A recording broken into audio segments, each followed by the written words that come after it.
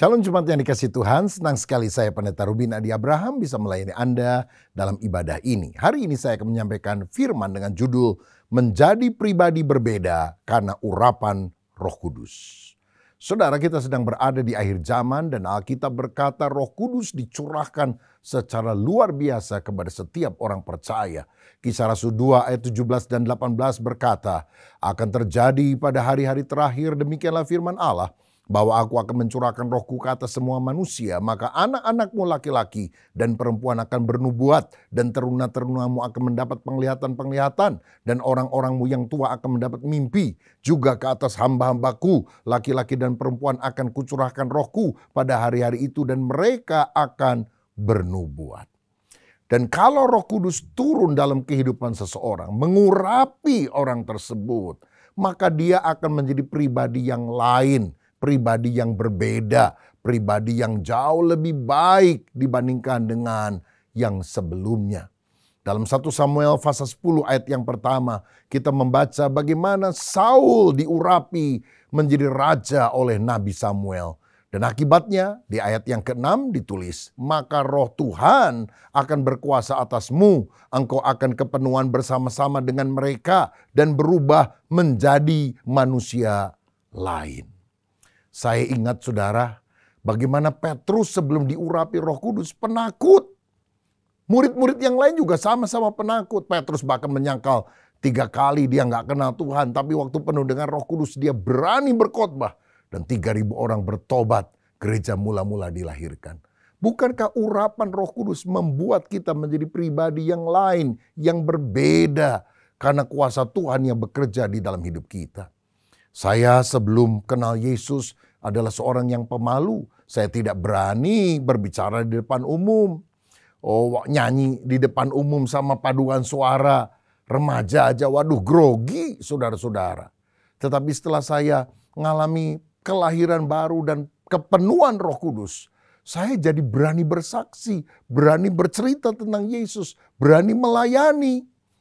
Seperti ada power dari dalam yang membuat saya menjadi pribadi yang berbeda. Dan saya percaya kalau Roh Kudus turun ke dalam hidup saudara, engkau akan menjadi pribadi yang berbeda, yang jauh lebih indah sesuai dengan rancangan Tuhan. Nah, apa yang akan terjadi kalau urapan Roh Kudus turun atas hidup kita? Mari kita akan baca 1 Raja-Raja 19 ayat 15-21, bagaimana Tuhan memanggil seorang yang biasa-biasa namanya Elisa untuk menjadi hamba Tuhan yang luar biasa. Dikatakan demikian, 1 Raja-Raja 19 ayat 15-21. Firman Tuhan kepadanya, pergilah, kembalilah ke jalanmu melalui padang gurun ke Damsyik, dan setelah engkau sampai, engkau harus mengurapi Hazael menjadi raja atas Aram. Juga Yehu cucu Nimsi haruslah kau urapi menjadi raja atas Israel. Dan Elisa bin Safat dari Abel Mehola harus kau urapi menjadi nabi menggantikan engkau. Maka siapa yang terluput dari pedang Hazael akan dibunuh oleh Yehu. Dan siapa yang terluput dari pedang Yehu akan dibunuh oleh Elisa. Tetapi aku akan meninggalkan 7.000 orang di Israel, yakni semua orang yang tidak sujud menyembah Baal dan yang mulutnya tidak mencium dia. Setelah Elia pergi dari sana, ia bertemu dengan Elisa bin Safat yang sedang membajak dengan 12 pasang lembu, sedang ia sendiri mengemudikan yang ke-12.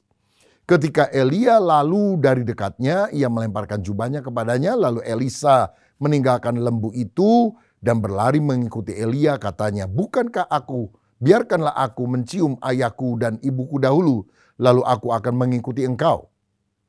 Jawabnya kepadanya, baiklah pulang dahulu dan ingatlah apa yang telah kuperbuat kepadamu. Lalu berbaliklah ia daripada Elia, ia mengambil pasangan lembu itu, menyembelihnya dan memasak dagingnya dengan bajak lembu itu sebagai kayu api.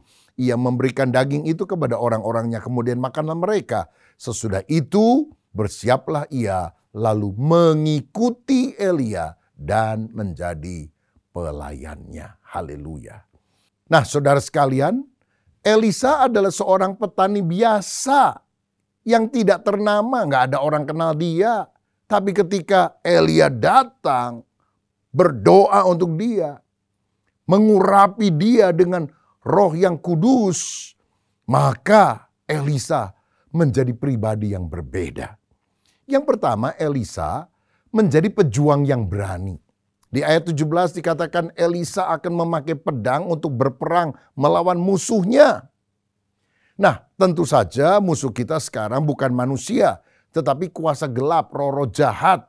Efesus 6 ayat 12-13 berkata, karena perjuangan kita bukanlah melawan darah dan daging, tetapi melawan pemerintah-pemerintah, melawan penguasa-penguasa, melawan penghulu-penghulu dunia yang gelap ini, melawan roh-roh jahat di udara. Sebab itu ambillah seluruh perlengkapan senjata Allah supaya kamu dapat mengadakan perlawanan pada hari yang jahat itu dan tetap berdiri sesudah kamu menyelesaikan segala sesuatu. Perjuangan kita melawan roh-roh jahat, tapi kalau Roh Kudus turun dalam hidup kita, kita lebih kuat dari setiap kuasa kegelapan itu. Sebab 1 Yohanes 4 ayat 4 berkata, roh di dalam kita, yaitu Roh Kudus, lebih besar dari roh yang ada dalam dunia. Saya ingat satu kali habis pelayanan, ada seorang yang menelpon pendeta di gereja tersebut dan berkata, bisa tolong kemari nggak Pak? Ini anggota keluarga saya sakit. Jadi akhirnya kami berangkat ke sana setelah selesai makan. Saya jalan agak di depan, saudara. Waktu pintu rumah dibuka, saya kaget ada seorang pemuda tinggi besar mau pukul saya, saudara. Rupanya dia bukan sakit. Kerasukan setan, saudara. Dalam hati saya pikir kenapa dia nggak ngomong aja lagi kesurupan gitu ya, bukan sakit. Dan saya nggak sempat berdoa lagi. Gimana bisa sempat berdoa? Ini orang udah memukul. Tapi saya kemudian usir itu setan dalam nama Yesus. Setan keluar. Langsung orangnya rebah jatuh. Saya usir itu kuasa kegelapan. Nggak lama dia sadar, dikasih air minum. Lalu dia tanya, kok banyak orang ya ada di sini katanya. Dalam hati saya bilang, tadi mau nonjok saya masih nanya lagi. Tapi dari sini kita tahu bahwa Allah itu lebih besar dari setiap kuasa kegelapan. Saudara mungkin pernah dengar, ada rumah yang mau dijual murah karena katanya ada hantunya. Oh, berapa kali kita mau beli rumah seperti itu. Kita pikir kalau ada rumah hantu diusir aja hantunya. Kan harganya murah, kita anak Tuhan mendiami rumah tersebut. Rumah yang pernah saya tinggali juga setelah saya masuk, itu RT-nya datang. Dia bilang, Pak sudah ada sesuatu belum? Hah? Sesuatu apa? Oh ini dulu rumah tua Pak. Sebelum dihancurkan sama sekali. Wow, katanya ada orang meninggal dan sebagainya. Saya bilang enggak, sudah saya usir semua setannya. Sampai hari ini aman oleh anugerah Tuhan. Saudara, orang yang penuh dengan Roh Kudus berani menghadapi kuasa gelap karena percaya Tuhan menyertai kita. Bahkan Roh Kudus akan memberikan keberanian untuk kita mengatasi tantangan di dalam kehidupan. Sekian puluh tahun yang lampau, saya masih tinggal di Tasikmalaya waktu itu, dan kita sedang ingin membangun SMP Bethel, saudara. Jadi TK, SD sudah ada, mau perluasan untuk SMP. Dipersulit, saudara. Nggak keluar-keluar izinnya. Sampai satu kali saya mendapatkan surat undangan dengan nama saya loh, saudara sekalian. Untuk menghadap wali kota dalam sebuah rapat bersama dengan unsur-unsur yang lain. Wah, senang saya. Jadi kita berangkat, saudara. Begitu sampai, tiba-tiba oleh protokoler dikatakan begini, minta maaf Pak, memang masalah sekolah yang Bapak tangani itu yang sedang kita urus. Tapi ini salah bagian administrasi, Bapaknya nggak boleh datang, kita lagi ngobrol sama yang lain dulu. Saya kemudian bilang, maaf Pak, Anda kan membicarakan masalah saya sudah ada di sini, lalu disuruh pulang, kan tidak fair. Gini aja deh. Kalau saya tidak boleh ikut rapat, saya mau ketemu dulu sama Pak Wali Kota, 5 menit aja. Wah, asalnya mereka keberatan dan sebagainya. Tapi saya agak berkeras, saudara. Saya sudah di sini, ini undangan resmi, ada capnya, ada stempelnya. Akhirnya Wali Kota mengizinkan, saudara. Saya ketemu dengan Pak Wali Kota, dengan sopan saya berkata, Pak, ini untuk pendidikan, bukan untuk gedung gereja, karena gedung gereja kita sudah ada, dan bukankah ketika pihak swasta ingin mendirikan pendidikan untuk mencerdaskan bangsa sesuai dengan Undang-Undang Dasar 45, seharusnya ditolong, seharusnya dibantu. Saudara-saudara, singkat kata, akhirnya izinnya dalam waktu singkat keluar oleh anugerah Tuhan. Karena surat yang nyasar itu, saya percaya Tuhan izinkan ini untuk mendatangkan kebaikan. Dari mana keberanian itu ada? Dari Roh Kudus yang memberikan keyakinan kalau kita benar berada di jalan Tuhan, kita harus sampaikan dengan sopan tetapi dengan berani. Nah saudara, kalau engkau punya masalah, ketika Roh Kudus mengurapi hidup saudara, nggak perlu stres, nggak perlu khawatir berlebihan, apalagi bunuh diri. Tapi menjadi orang yang tegar, manunggal dengan Allah. Karena bersama dengan Allah kita lakukan perbuatan gagah perkasa. Karena Dia sendiri akan menginjak para lawan kita. Mazmur 60 ayat 14. Saya teringat ada cerita. Ada seekor gajah yang mau melintasi sebuah jembatan kayu. Melihat itu, tikus yang tadinya agak takut-takut jalan di jembatan kayu, lompat ke pundaknya gajah. Lalu ketika gajah jalan, tikusnya juga kan ada di pundaknya gajah. Itu jembatan kayu bergoyang-goyang hebat. Tetapi akhirnya sampailah gajah dan tikus di pundaknya itu sampai ke tujuan. Dan begitu selepas dari jembatan kayu, si tikus lompat dan dia ngomong gini sama gajah. Gajah, hebat ya kita. Gajah bilang, ada apa dengan kita? Kita menggoyangkan jembatan itu, katanya. Padahal yang menggoyangkan kan kakinya gajah, saudara. Tikus itu nggak bisa menggoyangkan apa-apa, dia begitu kecil. Tetapi ketika dia ada di pundak gajah, seperti kita manusia terbatas, tapi manunggal dengan Allah. Dengan Allah akan kita lakukan perbuatan-perbuatan gagah perkasa. Sebab Ia sendiri akan menginjak para lawan kita. Dia sendiri, tapi kita yang melakukan perkara besar bersama dengan Tuhan. Jadi saudara sekalian, yang pertama kita melihat kalau Roh Kudus turun ke atas kita akan menjadi pejuang yang berani. Tetapi yang kedua sekarang, kalau Roh Kudus turun mengurapi kita akan menjadi pekerja yang tekun. Di ayat 19 dikatakan, Elia ketika berjumpa dengan Elisa, Elisa sedang membajak sawahnya, ladangnya dengan 12 pasang lembu. Dan dia mengemudikan lembu yang ke-12 itu. Elisa itu bukan lagi santai-santai, lagi tidur ngorok, gak ada kerjaan. Lalu Elia datang, Elisa, daripada nganggur, pelayanan yuk. Saudara, orang yang pemalasan gitu, waduh kalau disuruh pelayanan, malas juga dia, gak akan berbuah untuk Tuhan. Tuhan cari orang yang sibuk, yang mau bekerja keras di ladangnya. Tuhan tidak cari orang malas. Kalau kau bilang, waduh saya disuruh pelayanan pada sibuknya luar biasa. Justru saudara yang sibuk, engkau yang dicari Tuhan. Tuhan gak cari pengangguran, gak cari orang malas. Tapi orang yang mau efektif menggunakan waktunya untuk kemuliaan nama Tuhan. Karena ladang sudah menguning, tapi penuainya sedikit. Bukankah penuai yang sedikit itu harus bekerja keras, bekerja di ladang yang sudah menguning tersebut? Makanya Roma 12 ayat 11 berkata, janganlah hendaknya kerajinanmu kendor, biarlah rohmu menyala-nyala dan layanilah Tuhan. Begitu pula 1 Korintus 15 ayat 58. Karena itu saudara-saudaraku yang kekasih, berdirilah teguh, jangan goyah, dan giatlah selalu dalam pekerjaan Tuhan. Sebab kamu tahu bahwa dalam persekutuan dengan Tuhan, jerih payahmu tidak sia-sia. Haleluya. Karena itu mari kita kobarkan karunia kita. Jangan malas, tapi bekerjalah di ladang Tuhan. Sehingga kita menjadi pekerja yang ulet, yang rajin di ladang Tuhan. Saudara, saya baca dalam Alkitab, Paulus adalah seorang pekerja yang rajin karena Roh Kudus ada di dalam hidupnya. Coba lihat dalam 2 Korintus 11 ayat 23 sampai 28. Dikatakan, apakah mereka pelayan Kristus? Aku berkata seperti orang gila, aku lebih banyak berjerih lelah, lebih sering di dalam penjara, didera di luar batas, kerap kali dalam bahaya. 5 kali aku disesat orang Yahudi, setiap kali 40 kurang 1 pukulan. 3 kali aku didera, 1 kali aku dilempari dengan batu, 3 kali mengalami karam kapal. Sehari semalam aku tergantung-gantung di tengah laut.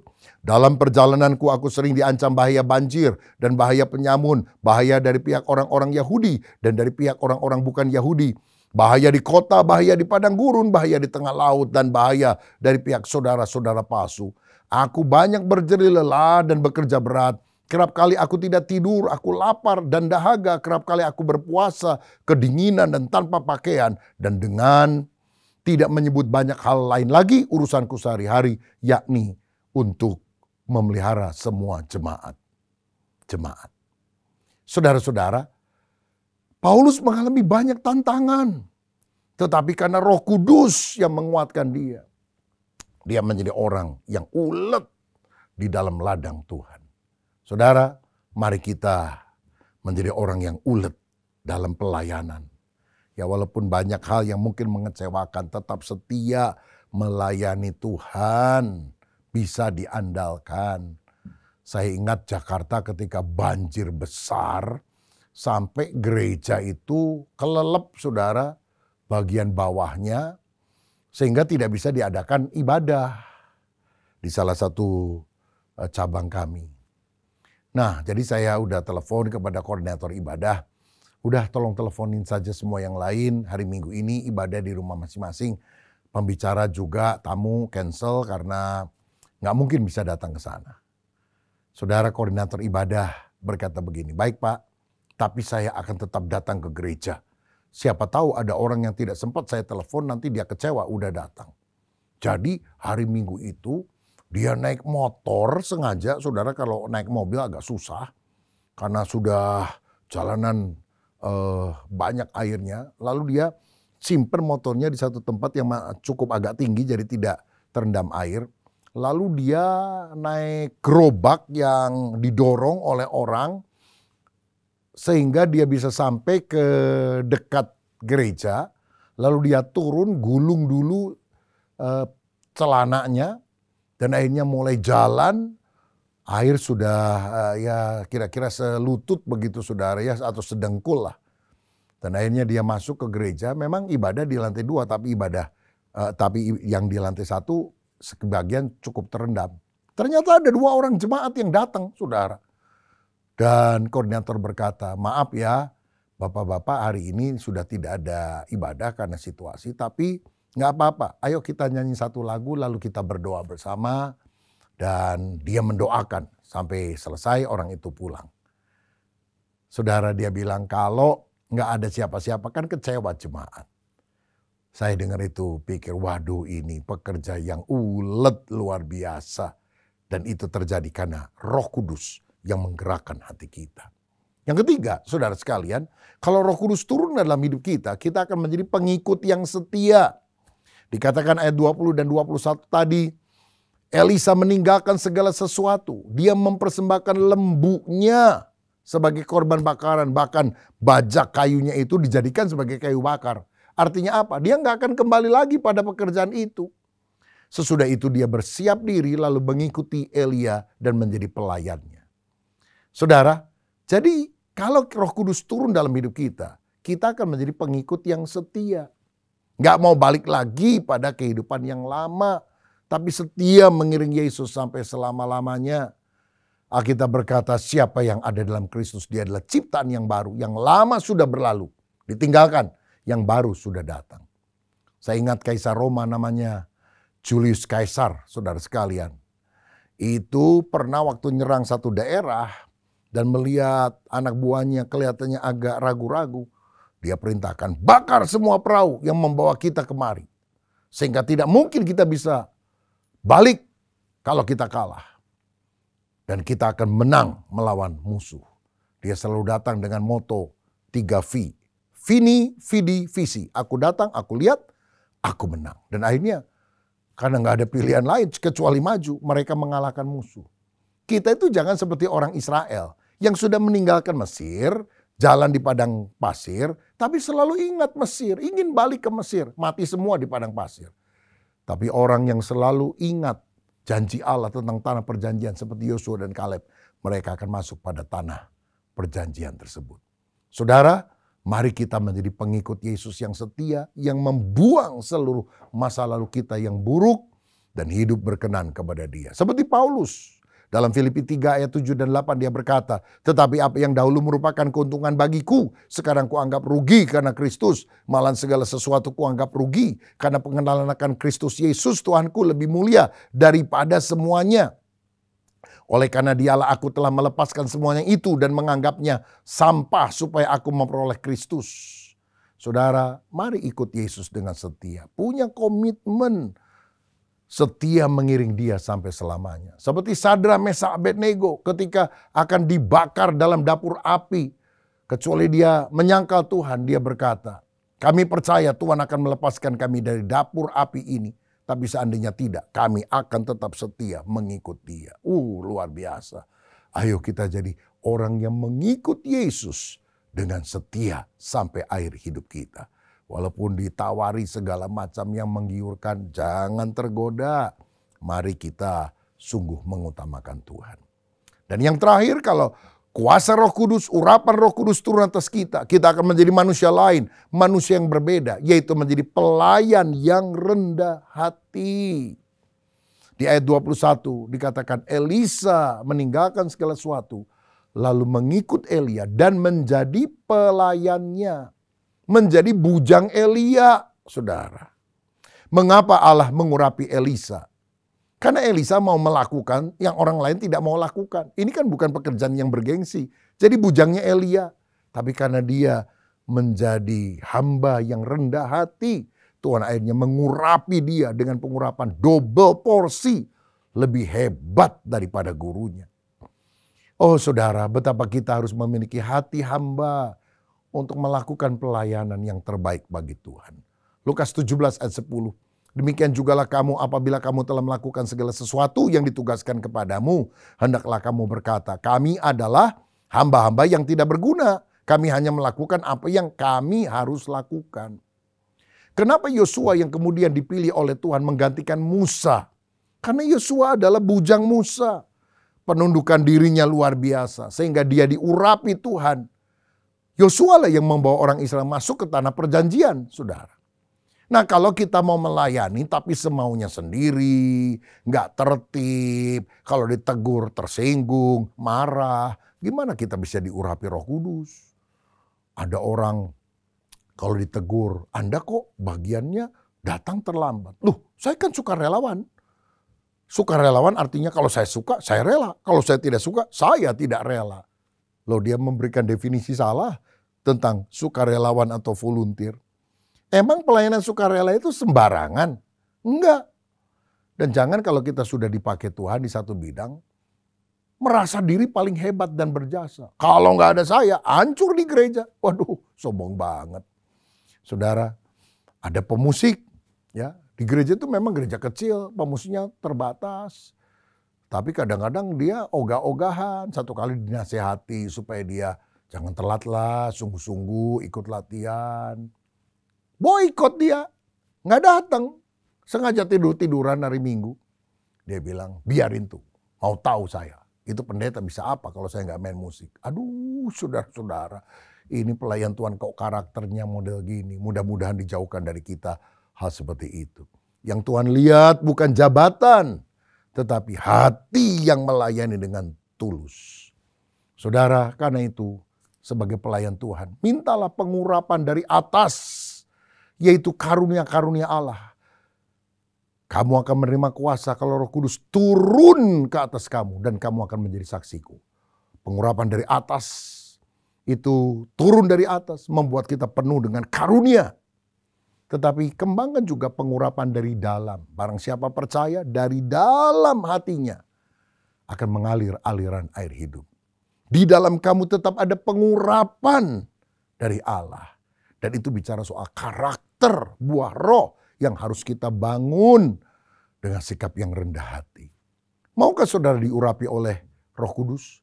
Dikendalikan oleh Dia sehingga bukan mau-maunya kita. Tapi Roh Kudus, biar aku taat pada kehendak-Mu.